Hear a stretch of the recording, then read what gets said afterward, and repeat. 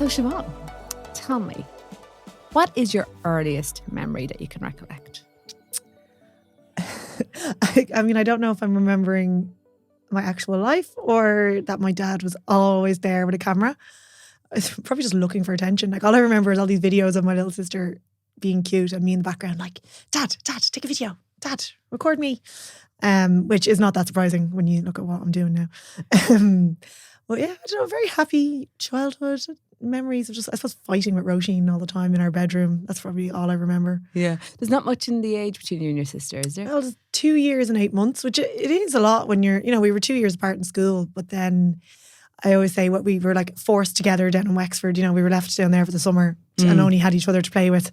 So that brought us close. And then we were playing on the same football team then when we were growing up, and we had the same group of friends. So yeah, then we ended up with all the same best friends, and she's my best friend, and I'm very lucky. Yeah, fantastic. Hope she's not listening. And tell me, what would 10-year-old Siobhan have hoped for, let's say, at this stage in your life? What do you think 10-year-old Siobhan wanted for herself, age 34? I wanted to be rich. That was all I wanted. I just was like, okay, I just thought that was the goal in life. Okay. And I just thought I had to get like a good job and get rich. Okay. Yeah. I don't know what, I think I always did well in school and stuff, and I think I might have been encouraged, or like someone might have said, I think I was kind of told that you'd get a good job, or I don't know where I got that thing from, but I just kind of had this, obviously presumed I'd be married and have this, I don't know, successful life. I don't know what, define that whatever way you want.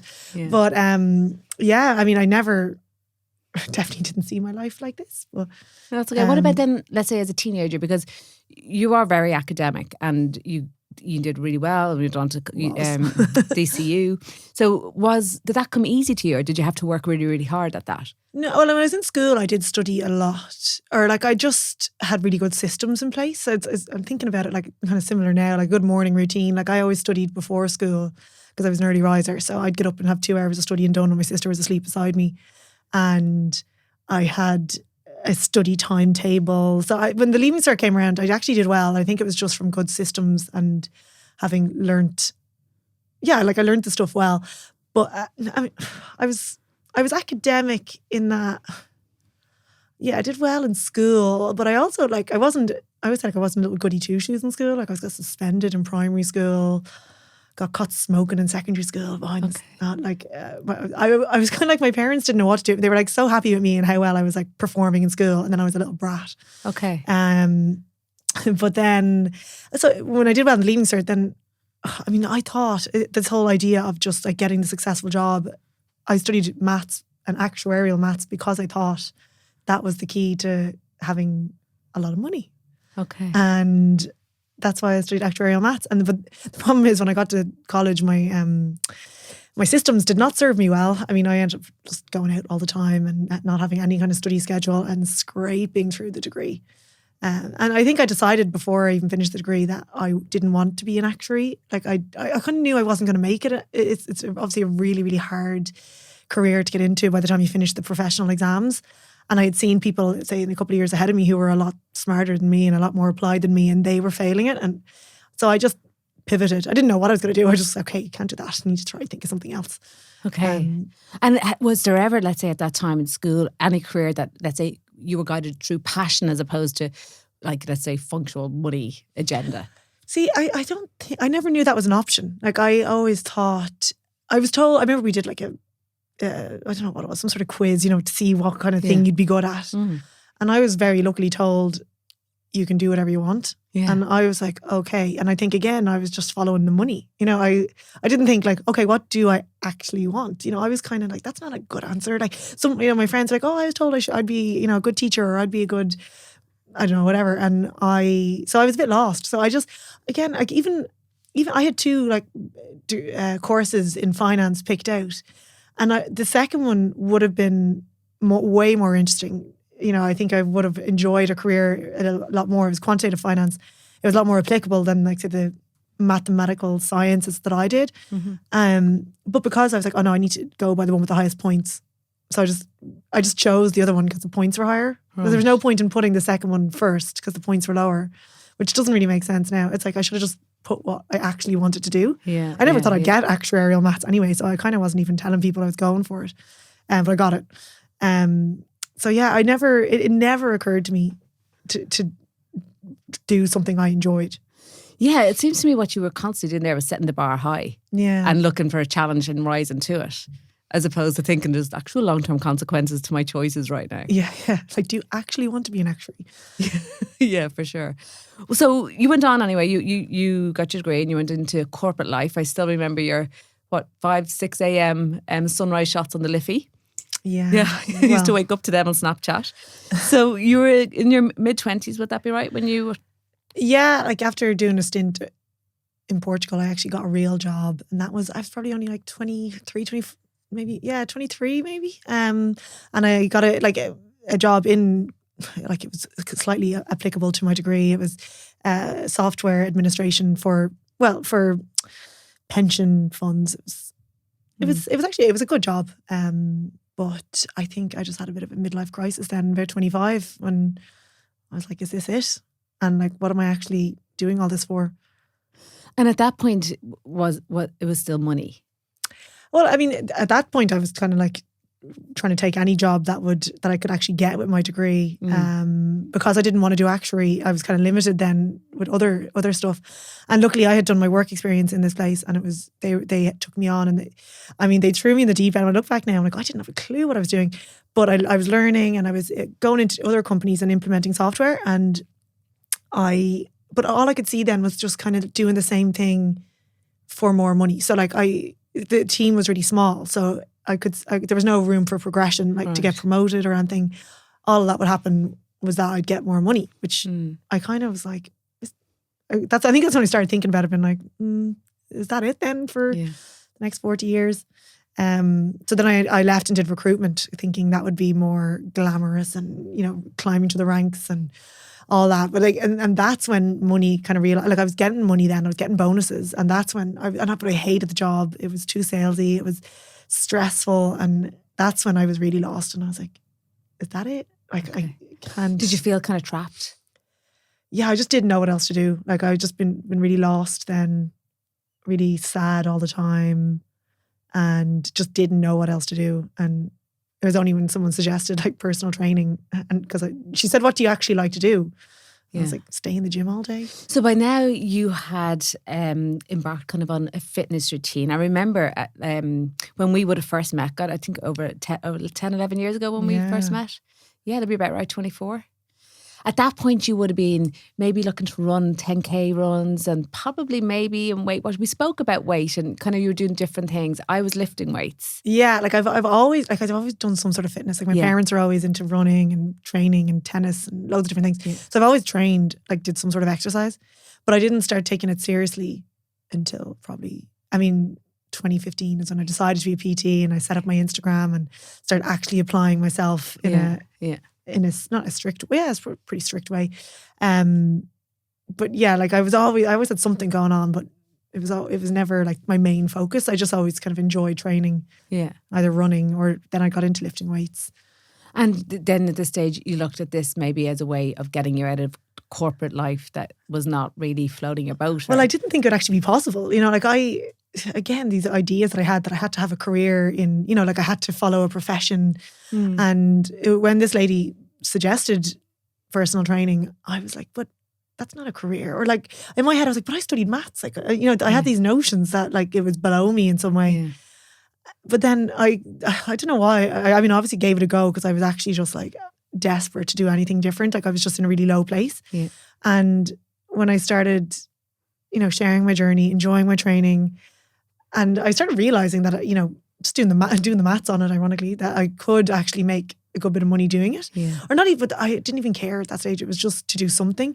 I didn't actually think I was going to leave the job. Like I kind of was just going along with this narrative, like telling people like, oh yeah, I'm pursuing a career in fitness, not thinking it would ever actually happen. But I went back to the software company on a contract, and they just said, look, we need someone who knows the software. You can come back and the hours are better. And I was able to, I was just Instagramming all the time. And but then I got to a point where they needed to take on someone permanently, and they knew I wasn't interested. They knew I was, taking pictures in the toilet of my abs and all this, and that I just wanted to do the thing in fitness. So I kind of got pushed out. Then they were like, you have to go. So then I was kind of forced into. I just qualified as PT. I had so many people following me that wanted me to train them, and I started training them, and I realized, God, you can actually do something. Eventually figured it out that you can, you can make money doing something you actually enjoy. It doesn't have to be, a profession, or it doesn't. You don't have to be on the career ladder. Like that was a big thing for me back then. Was like stepping off the career ladder. Yeah, I thought, I don't know, whatever way I grew up, I always thought the ladder, you could only step up it, and I was failing in some way, but I ended up being a lot happier. And that is, like I said to you, the theme of today is we're supposed to change. I haven't mentioned the fact that you are pregnant, but at this stage, you would have been very vocal at one point about not wanting children. Do you think at this stage in your early 20s, that is how you felt about a family? Like, do you think at that point you didn't want to have children? No, I definitely did when I was younger. I mean, again, just because I had the idea of, you just grow up, you get married, you have kids, and that's what you do. It's only when I was in my 20s, I was going out with a guy who didn't want kids, and I was like, yeah, actually, not that fussed. And then as I started traveling and having this amazing life where I'm just doing whatever I want, like I always followed the values of freedom and happiness. Right. When I started doing that, I was just living this great life that I really enjoyed. Every day I was waking up really happy, and I just was like, if I had a kid now, it would just ruin all that. Okay. That was my thinking. And, so I was happy with that. I was like, if I could just live this life forever, it'd be grand. Yeah. And I think I just got a bit older then. Like I talked about it in so much detail all the time, but, I think my values can change, or like I was worried, I kind of just getting bored of just this, I was living quite selfishly. Yeah. I do think I've realised that you need a purpose in life. Like you need to feel like you're working on something. And I realised that through jiu-jitsu, like doing Brazilian jiu-jitsu. I was like, I really enjoy that struggle and the getting knocked down, getting back up again and trying. And I was like, I need to apply that to my life. And that was kind of one of the reasons I left Bali, because it sounds so weird saying it out loud, or I don't know, like some sort of privilege, but like life was too easy. There was no challenges. I was getting bored. My business was going well. I was training. Like I was loving my training.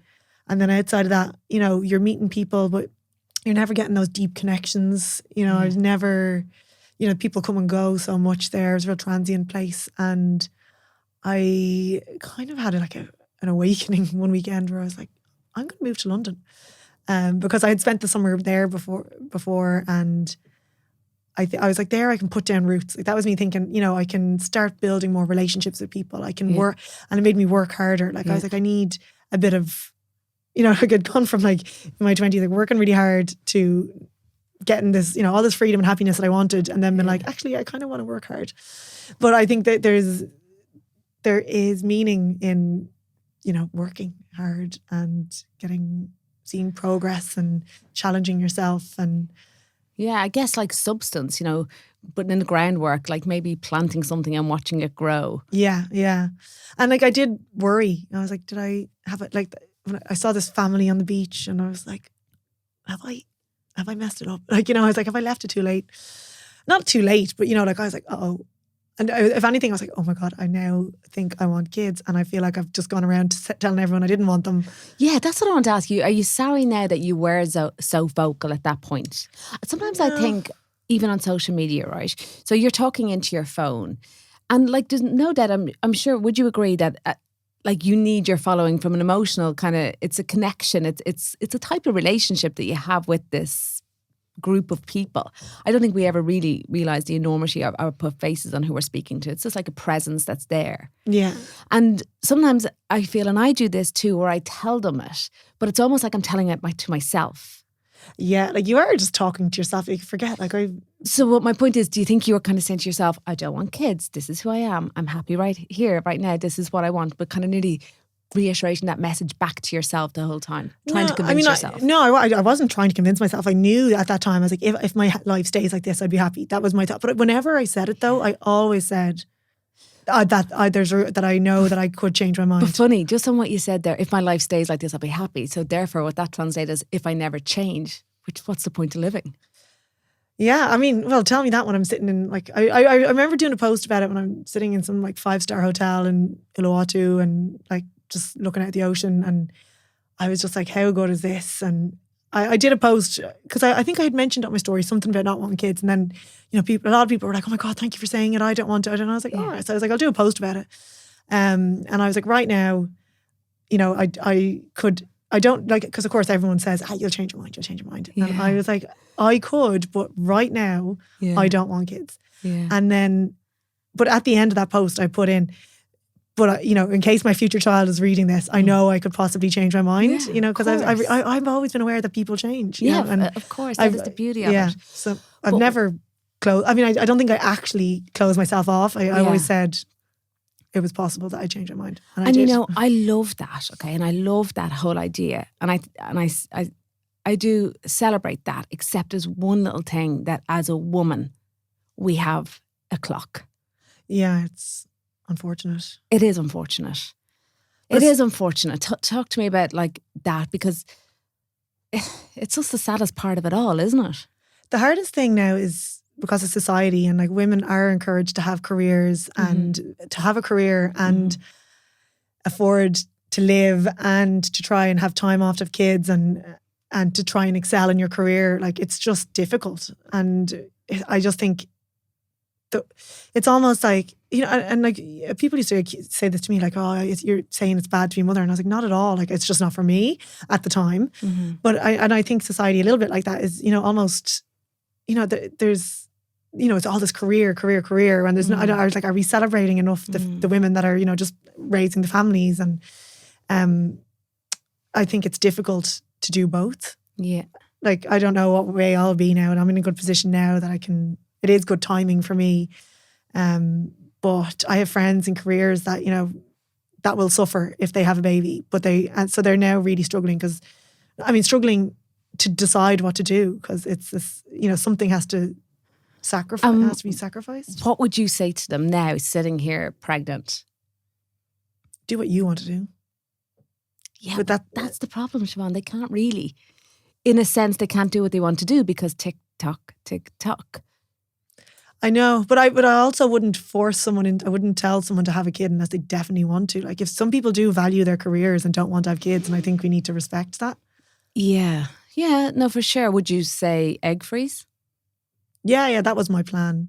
Yeah, but it's not a guaranteed route either. Yeah, I think, but at the same time, I do think we need to respect that some people don't want kids and don't change their mind. Like, I did change my mind, but I think we have to stop telling people to have them young in case they change their mind, because, I mean, yeah, it is unfortunate with the time running out, but you also I don't think you should have one just because you're afraid of not, like, if you don't want one now, you might still not want one in your 30s. Yeah. I wouldn't say because Jordan Peterson advises, like, for women in their 20s, just have kids even if you don't want them, just in case. Which, I mean, it's a bit reckless, isn't it? Yeah. So I can see. For someone like me, like I am, it's a weird situation to be in, because I didn't want them, then I wanted them, and then luckily got pregnant. Like, but I don't know. I still wouldn't say to people, if they think they don't want kids, I wouldn't say go have them. Yeah. Yeah. I think what I would say is, make the decision that today maybe you don't want to have a pregnancy, but don't live a life that's going to rule out the possibility of having one in the future. That's the way I always thought of it. And that's why I was looking at freezing my eggs. Like, even like a year or two ago, we were talking about it, and I was like, I don't want kids, but they're like, I was still talking about freezing my eggs because I knew I could change my mind. So I think, if you can keep options, as many options as possible, that's even better. Mm-hmm. Tell me, Siobhan, what kind of mom would you like to be? I don't know. I mean, I always think, well, like my mom, I feel like we were just brought up. I don't know. Like, I don't know what my mom did that we all, we were such a close family and we're all really happy. Like, I need to like ask her for some notes. And I always look at my Auntie Roisin as well and be like, the way she brought up her girls, even when she was sick. And I suppose just want to give the child as many opportunities as possible. So that, and let them do whatever they want. But I don't know. I don't know how to be a mother yet. Are you scared? No. It's like, I know it's going to be so challenging, but like, that's what I wanted, was a challenge. And do you feel vulnerable at all? I'm just thinking, compared to how liberating it must have felt to have been just you on a beach in Bali with not answerable to anyone. Yeah. Do you feel more vulnerable now? I mean, even like looking after myself more, you know, like even like walking, I was walking like by this gang the other day, and like, I was kind of like, oh God, I can't do my jiu-jitsu now. I have to be careful, or be more careful, or be less reckless. Yeah. You know, like, and they had those same people had been throwing things at a house recently. So I've all had reason to be like worried about them. But yeah, I think I'm just more careful with myself. And well, you know, physically you are now going to behave, your survival instincts has now totally switched. Yeah. I mean, I noticed that even crossing the road and stuff. Yeah. Like, where you would have always instinctively gone to protect your head, you'll now go to protect your tummy. Yeah. Like even walking around a corner now, I find myself just in case someone's coming. And yes, I do notice it. Yeah. Yeah. And I'm like, I'm looking forward. Like, I think I needed this. Like, I think I was very selfish with my life and my time. And now it's time to give it to someone else. Yeah. Yeah, which is lovely. I mean, it is a lovely thing. How much are you scared of the birth, by the way? No, I feel like it's something we're meant to do. Well, let's just say you've been working out for it. Yeah, an endurance event. Yeah, no, luckily trying to avoid any horror stories, and listening to a lot of the hypnobirthing and a lot of good stories. So, I mean, I think the best, like, you don't know what's going to happen, but I think going in with a positive mindset is the best thing. Oh my God, Siobhan, if someone said to me, you're going to die tomorrow, but you can relive one day, I don't know which birth, but I would go back there in a heartbeat. It is the greatest and most empowering experience you will ever go through.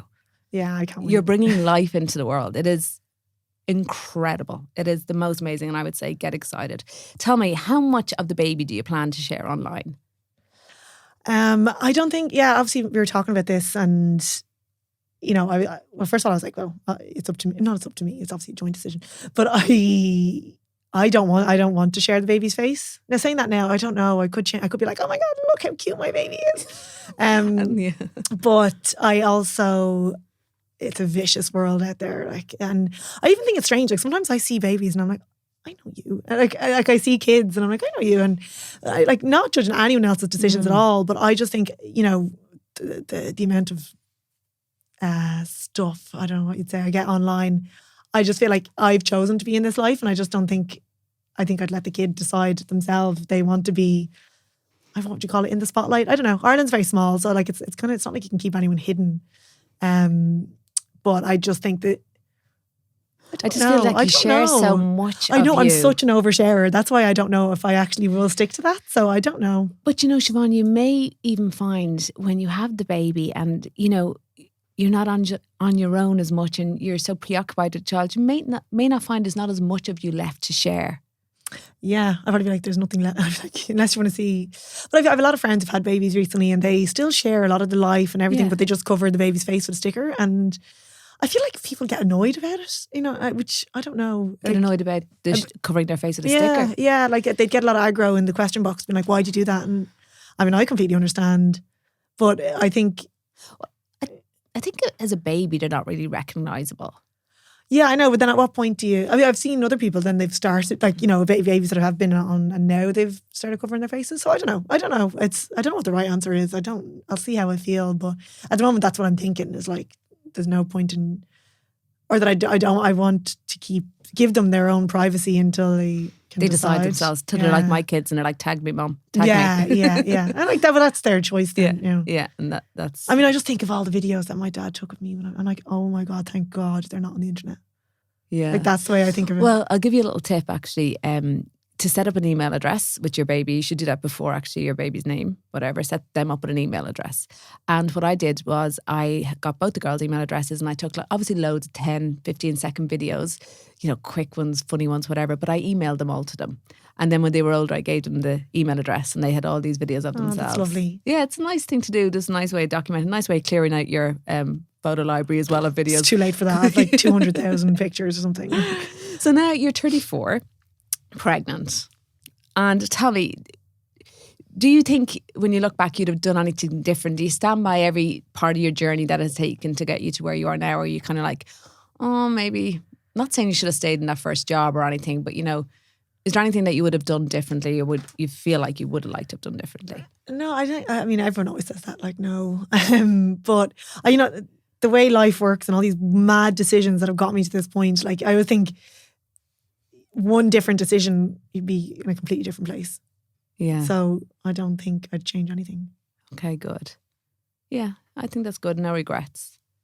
And the only thing I regret is not coming home for the All-Ireland final in 2011. Okay, cool. You're going to take that one to grave. Life, yeah. So your attitude to food and fitness has also evolved over the years. Yes. So let's talk a little bit about that, because actually on that, you often say, about the self-help / mental health books that you read. I've often heard you say that they're all just different versions of the one thing. I kind of feel it's similar for food and fitness, isn't it? Yeah, because fitness, like nutrition and fat loss in particular, is really simple. Let's talk about where were you at? Let's say where were you at originally? What was your thought? And then we'll talk about where you're at now. Oh, I mean, I did all the different diets: the Special K diet, Weight Watchers. No, but let's say, what would you have stood by and given to your clients? I'm sure you'd never put anyone on Special K diet. Oh, no. I mean, I've always learned and educated. Yeah, I mean, it's always been about calories and like a calorie deficit and training. But I think what's changed is the value that I put on fat loss and being lean. So that's changed. And so it's the principles of fat loss are still the same. Like, it's still a calorie deficit, but then what we change now is more the mindset and been like, okay, maybe take a slower route, enjoy yourself. Do you really need to be that lean? Okay. There's more to life than being that lean. But I still teach them all the same principles, and then they make their own decisions. Okay. You did and I could be saying it wrong, the fitness show. Remember you leaned up a lot. Yeah. What's that called? It's bodybuilding. It's bikini fitness in a bodybuilding competition. Yeah. Now, as your friend, I felt that had a huge impact on you. Do you think that changed how you felt about food and fitness? Yeah, definitely. I mean, I had a really good prep. I was cruised in, but after that, I really struggled in my relationship with food. And it's only now when I learn a lot more about like binge eating disorders, and I'm like, oh, that's what I was doing. Like, I thought I was had really bad willpower after the show. Like, I thought I had no willpower after being so disciplined for so long. But realistically, my body was so lean. It was crying out for food. So then I was actually binging, which is like, there is a definition of binge. People use the word binging very lightly, and I'm not using it lightly there, because I actually was having like excessive amounts of food and not feeling in control. And I didn't see that as a problem at the time. I knew it was a problem, but I thought it was just, something wrong with me, as in my willpower. So, yeah. So that made you feel shit about yourself then? Yeah, and online it was really hard to share, because I got so much attention and so much praise for being so lean and so disciplined. And then when I was going the other way, and I had to put weight back on to be in a healthy position. And, I was kind of, obviously you're not getting likes, you're not doing transformation photos when you're going the other way. And that was hard to deal with. But then that made me then having to start. I had to start working on my relationship with food, and then I realized, started learning about all these even disordered eating habits I had, and so many women they don't even realize. Not having carbs, cutting out food groups, fasting crazily, low calories. I realized that these are all things that are not normal. So my whole goal then wasn't to get lean anymore. It was like, I want to fix my relationship with food. And I learned so many techniques. There's a lot of working, a lot of mindset, like a lot of journaling, a lot of working on my values, a lot of acceptance. And I got to a point where I ended up just, started training for performance then, started doing CrossFit. And then got to a point where I actually was, relatively lean, but I don't even know if that was, if that's absolutely true, or if it was just my subjective view that I actually felt good, I was eating well, I wasn't stressing about food 24/7. I wasn't dieting really hard. And over the years, I've just been trying to help other people get it that far. I'm not qualified to help with eating disorders, but there's a lot of these rules that people have in their head that they think they have to follow to be lean, or to be, even not to be lean, just to have to love their body. They think they need to be a certain size, and it's just kind of help people not move away from it, but just work on that and find a happy place. Yeah, it's a mental switch, really, isn't it? Yeah, it is. That's why the mindset section is so important of my program. It's like, it seems tedious, like just writing down your feelings every morning, because that's when you start realizing that if you're starting to write down, oh my God, I had pizza last night. I'm so fat. And you start to be like, okay, no, is this true? Like, that's why I'm like, write down, why, is this true? And you're like, no. As in, did you actually have the pizza? No, like, am I fat? And you're like, I used to write things like that, and I'm like, no, you're not. Like, you're wearing a size 10, like, and I had to have like hard words at myself all the time. And do you regret doing that competition? No, because I learned so much. And you're a better coach because of it. Yeah, definitely. No, I don't regret it. But it was a kind of an experiment, wasn't it? I mean, I didn't think it was. It was just kind of the next step when you're at the time, like even chatting to Barry Kerrigan today, we were talking about how bodybuilding was just so in fashion. Yeah. Then it was just like, you train, you go to the gym, the next step was getting on stage. Yeah. Unless you went down some performance route, but I didn't really see any performance, or I had no performance goals. So it just seemed like there's a lot of people doing it. It's Instagram, it just started, it was so visual, like all these transformation photos did really well. It just seemed like the next step. So I'm glad I did it. I even, and I used to, I've often spoken about not do, like I wouldn't advise other people to do it, but I know why I enjoyed the process so much, and I get it now. It was that struggle. It was the struggle that I enjoyed the process beforehand, like the dieting down, the training. It was that struggle and seeing the results and, challenging myself and getting better. Like, as of last year, I would have looked at it and gone, why did I do that? Like, what misery did I put myself through? But it's again reflecting on that we need that kind of challenge. I was like, I guess that's what I was getting out of it at the time. Yeah. And is this your new challenge? The baby, yeah. It's going to be so hard. Like, I'm not pretending that, life is definitely not going to be easier with a baby than it was when I was, as I say, sitting in a beach club in Bali. But I think I'm going to get more out of life this way. Yeah. Like reciprocated love, I guess, and the greatest relationship ever. I mean, that's what everyone's telling me. So fingers crossed. Everyone says it's the best thing that ever happens to you. Yeah. I mean, so far so good. Even like just feeling the baby move. Do you love that feeling? Yeah. Do you feel you've changed? Like, do you feel you've changed completely, or do you think this version of you was always there and you just had her shut out? Yeah, probably. I don't know. Like, you always feel like yourself. You don't always. Yeah.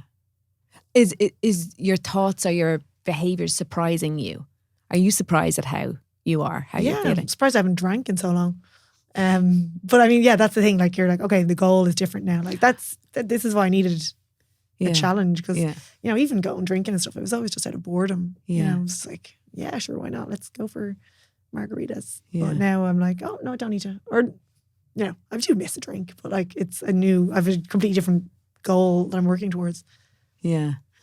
And are you surprised by how much you love the baby already?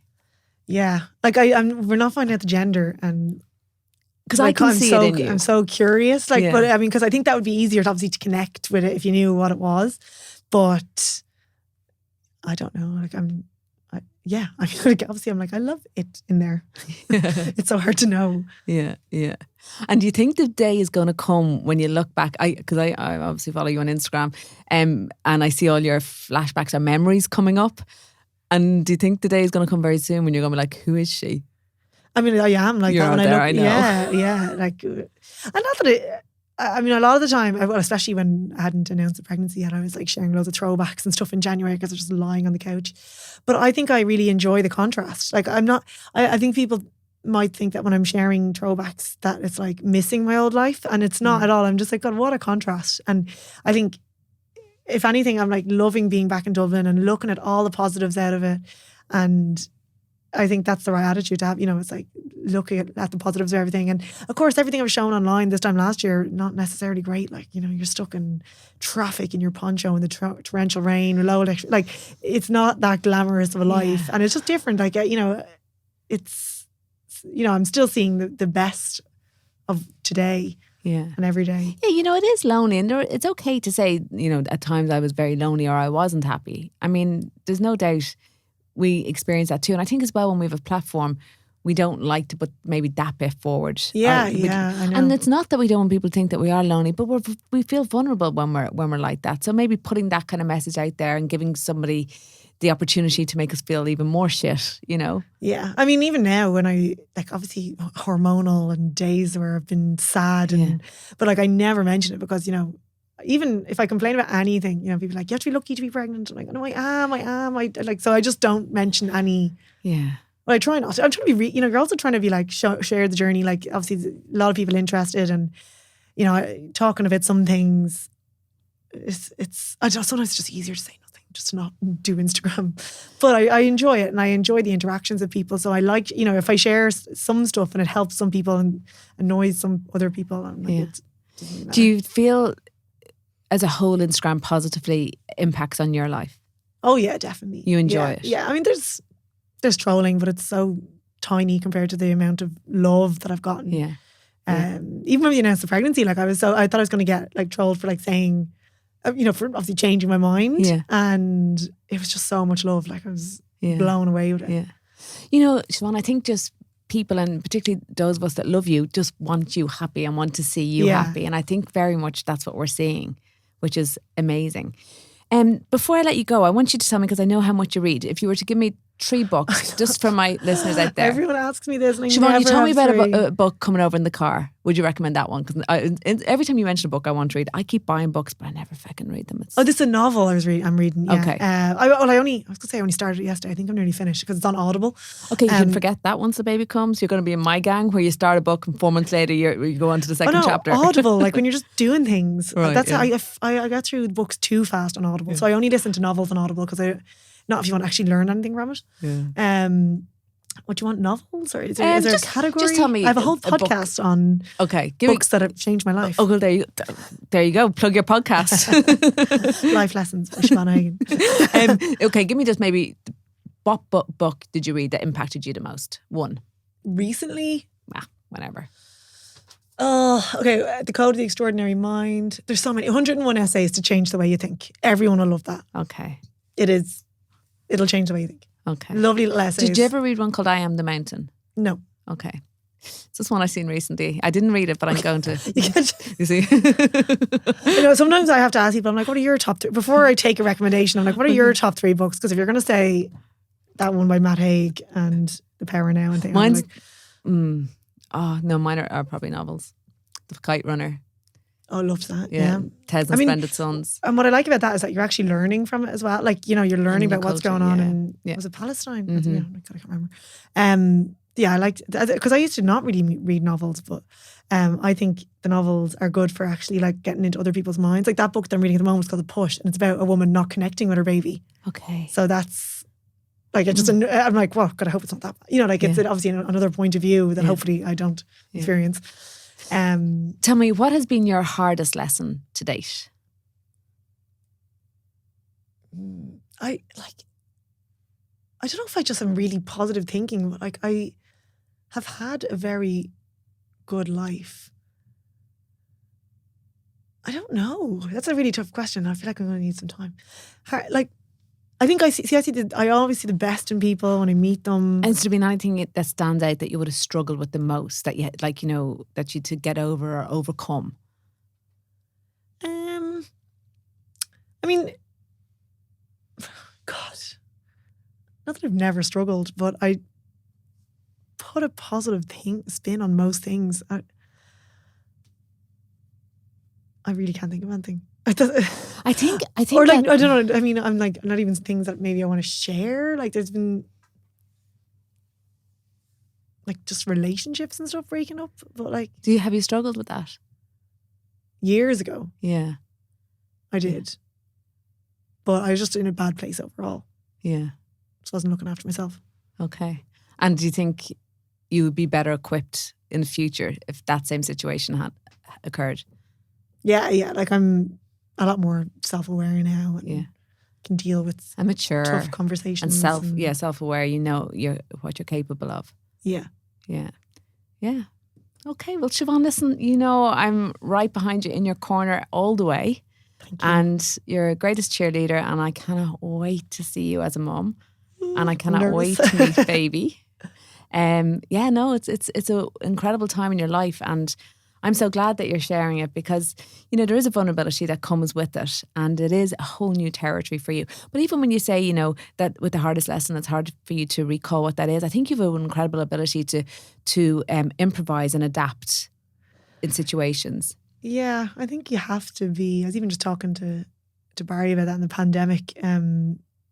Like, you know, Jack Brennan. This is random, but I'm dying just to get him on my podcast. Yeah, I always say, like, because we're talking about in the pandemic, you know, different things that happened, you know, in businesses and stuff, and he was like, either people did well or not, and I was like, or else you pivoted. Like someone like Jack, who went from being a manager of a nightclub to setting up a sandwich van that did really well, who's now got his own bar, and like, I was like, that's just you have to have the right attitude, and it's his attitude as well. Like anyone that knows Jack knows his great attitude.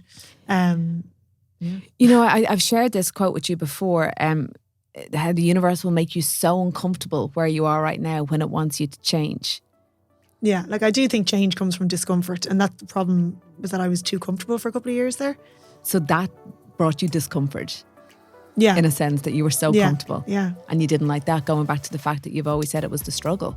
You know, yeah, the reason why you set the bar high for your leaving struggle, cert is, you know, you set the bar high, and then even with the body comp, you know, you did it for the struggle. So it's just to keep pushing yourself. Siobhan, thank you so much for joining me. I've really enjoyed this conversation. I hope it was okay. Did you enjoy it? Yeah. Good. Yeah. I'm done. Like, as long as I didn't come across, I think you came across perfect. Like myself, and even the worst. That's the worst.